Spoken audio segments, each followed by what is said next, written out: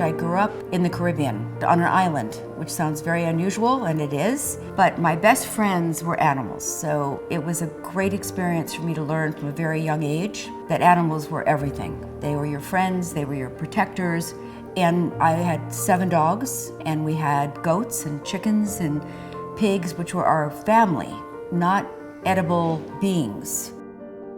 Well, I was raised very vegan.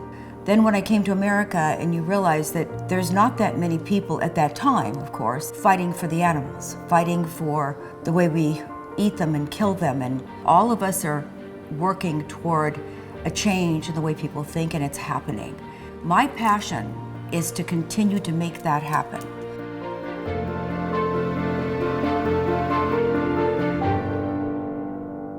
When I built my skin company 27 years ago, the first thing I realized was that I was going to have to give some portion of my proceeds every year to the animals, period. But every time I sell a kit of skincare, I go, oh, I saved an animal.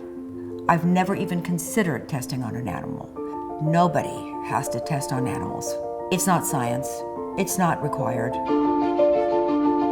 People call me when there's a dog that just doesn't have a chance, especially the big ones. I get a lot of standard poodles. We just lost a couple of our rescues. Don't make me cry, I'm not gonna cry.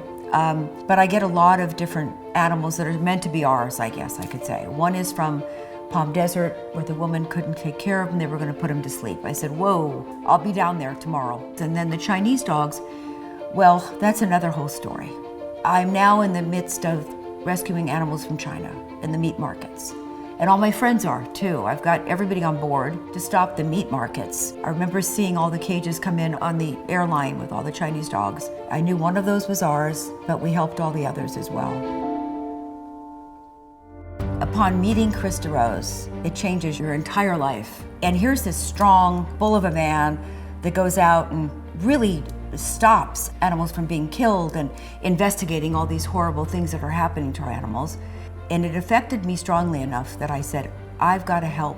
I've got to do something to raise money for these people, because he walks his talk.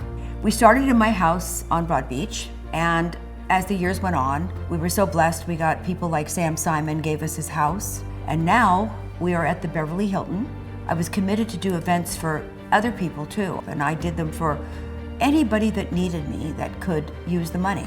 It's almost like I feel like a Marine that has to fight for this, because what are we here for if we're not here to help the animals? I feel overwhelmed to get the Albert Schweitzer Award, but I know that there's so much more for me to do, but I'm grateful. I will continue to be a representative of this award as much as I possibly can. I'm not done, I'm just starting.